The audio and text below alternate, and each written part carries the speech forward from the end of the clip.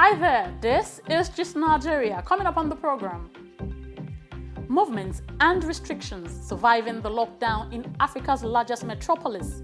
Also, coronavirus in America, over 100 million people on lockdown as Nigeria health workers on the front line in America share their experiences.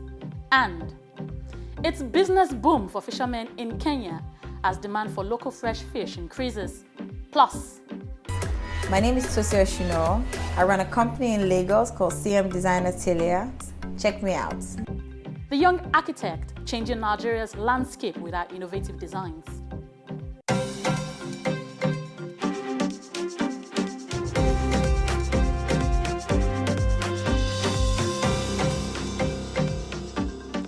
Welcome to Just Nigeria from the BBC and Channels TV, where we bring you the stories being talked about by the social media generation.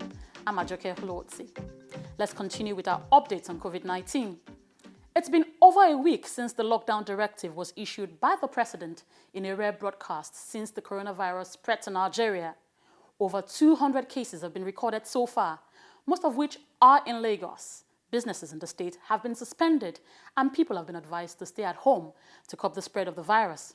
But how are residents surviving the lockdown? Chichi Zundu reports for Just Nigeria.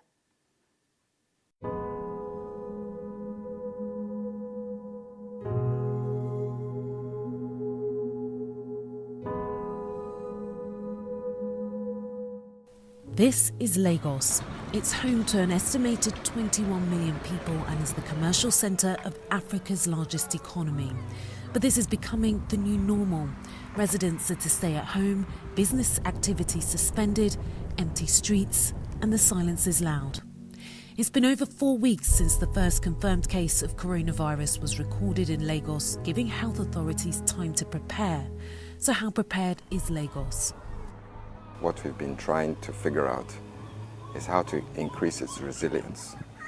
So we know that Lagos is a sitting duck for an outbreak scenario. So is Lagos ready? When you're at war, you can have either an offensive or a defensive strategy. I think because of our weaknesses, we've opted for an offensive strategy. So we've tried our best to limit the opportunity for this virus to enter Lagos. And even if it manages to enter, to try and contain it as quickly and as effectively as possible.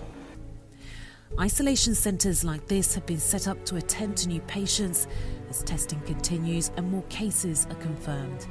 To ease the effect of the lockdown on citizens, social intervention strategies were activated to cater to the vulnerable. However, provisions being rationed have been described as insufficient. We heard what they are saying, that we should stay at home. But we need money to eat. I'm making my hair on credit. I'm not giving her money. What would we eat at home? Help us. Have mercy on us. Nobody's working. For the past 5 days, nobody has been working. We haven't got anything to eat. Please, don't kill people at home. We need solution. We don't want all these ones. We need solution. So we are expecting solution from our government. How do you want people to stay in the house without food, even though there's not even light? So even say you want to stay in the house, please, the government should help us. People are dying right from time. One of the methods recommended globally to stop the spread of the coronavirus pandemic is social distancing. But for peace, it seems impossible. She's one of the residents who lost their homes in the Abuliado explosion. This place where would they stay now?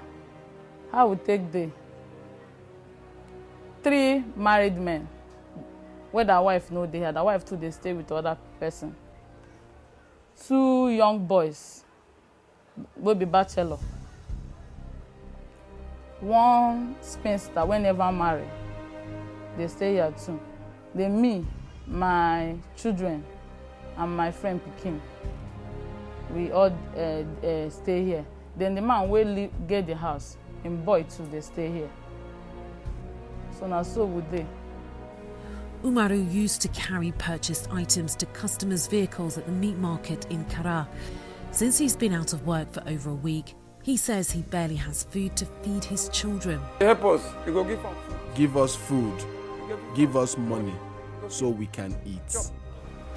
While the lockdown appears unbearable, especially to the majority who do not have access to comfortable housing or resources to stock up on food and medicine, the government insists it is the most effective strategy to contain community transmission of the virus. I think that strategy has worked so far.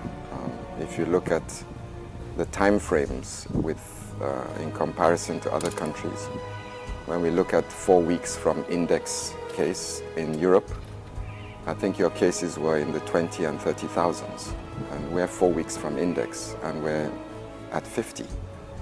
So our offensive strategy has definitely paid off. But now we have the virus circulating in society. It's no longer imported.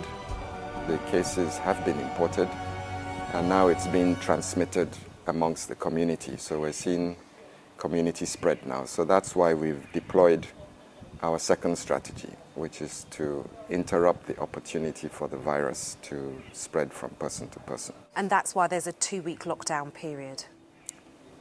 Yes. Scientists across the world are in a race against time to develop a vaccine for the coronavirus. But for their efforts to be worth it in the future, we may have to look internally at how we treat our environment. Coronavirus, Ebola, yellow fever, these are all symptoms of a sick environment. And that's just a reflection of our lack of attention and our lack of care as custodians of our environment, and we're paying the price. As Lagos counts down to the 14-day mark, the big question is, what's next? Will people be let out of their homes to the streets, or will the restrictions be extended? Regardless of which side you choose, Peace and Umaru will continue to live from hand to mouth, hoping against all odds not to contract and spread the virus. Chichi Zundu for GIST Nigeria.